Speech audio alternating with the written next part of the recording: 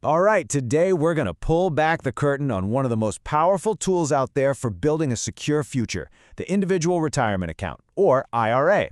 Let's dive in and figure out how you can make this thing work for you. Okay, let me ask you something. What if you could actually lower your tax bill this year, just for putting money away for your future? Sounds amazing, right?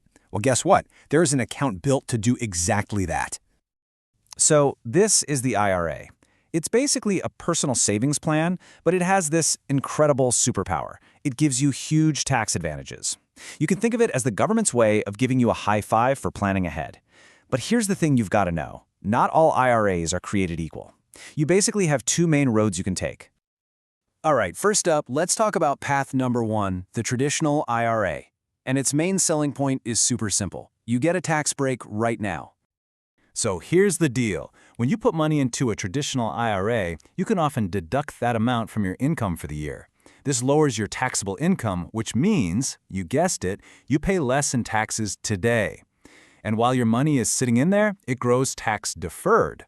That's just a fancy way of saying you don't pay any taxes on the investment gains year after year. The tax man waits.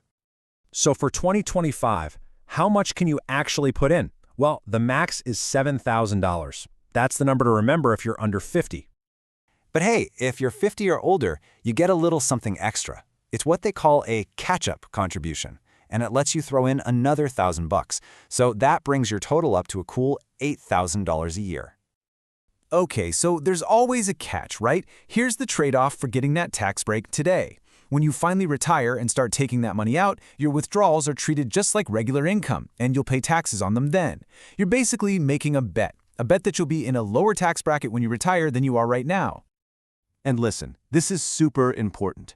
These accounts are absolutely designed for retirement. If you touch that money before you hit age 59 and a half, you're going to get a double whammy. You'll pay the income tax plus a painful 10% penalty on top. Seriously, this is for the long haul. But life happens, and the government gets that. So they do waive that 10% penalty for some major life events. Things like a serious disability, covering some big medical bills, helping pay for college, or, and this is a popular one, using up to $10,000 for your very first home. Okay, let's switch gears and talk about path number two, the Roth IRA. This one, it completely flips the whole idea on its head. Its superpower isn't about saving on taxes now. It's about getting tax-free money later on, when you really need it. So the whole idea behind the Roth is you make a trade. You use money you've already paid taxes on, so no tax deduction today, but the payoff? It's huge. Your money grows completely tax-free, and when you take it out in retirement, every single cent, all the contributions, and all the growth is 100% yours. No tax bill. Ever. So what's the catch? What does qualified actually mean? It sounds complicated, but it's really not. There are just two simple rules. First, the clock has to be ticking for at least 5 years since you first opened the account. And second, you've got to be over 59 and a half. Or, again, you're using it for one of those special reasons, like buying your first house. And check this out. This is a huge advantage for the Roth. You see, with a traditional IRA, the government eventually forces you to start taking money out at age 73. With the Roth, nope, there are no required withdrawals for you, the original owner. You can literally let that money grow tax-free for your entire life if you want to. Okay, so we've met our two contenders. Now it's time for the main event, the showdown. This is where we break it all down so you can figure out which one makes the most sense for you. Look, it really all comes down to one simple question. When do you want to pay your taxes? Now or later? The traditional gives you that sweet tax deduction now, but you pay the tax man in retirement. The Roth makes you pay the taxes now, but then you get to tell the tax man goodbye forever when you retire. All right, this chart lays it all out perfectly. So tax on what you put in. Traditional is often pre-tax, meaning you get a deduction. Roth, it's after tax, so no deduction. And when you take it out, traditional is taxed as income. Roth is completely tax-free, assuming it's qualified. Now here's a big one, income limits. With a traditional, anyone can contribute. But for a Roth, if you're a higher earner, the government says, sorry, you make too much to contribute directly. And finally, remember those required withdrawals? They kick in at age 73 for the traditional, but for the Roth, not for you. Okay, so you've picked your account, you're saving, but what happens when you switch jobs? You've got that old 401k just kind of sitting there. Let's talk about the smart way to handle that. This magic move is called a rollover, and it's basically just a tax-free way to move your retirement money from, say, an old 401k into an IRA that you control. It's awesome because you can bring all your old accounts under one roof and keep your strategy streamlined. But you have to do it the right way.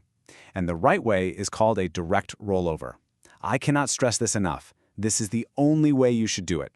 It means you tell your old 401k company to send the money directly to your new IRA company. The check isn't made out to you, you never even see it. And here's exactly why this is so critical. If you make the mistake of having them send the check to you, made out in your name, the law requires them to immediately withhold 20% for taxes.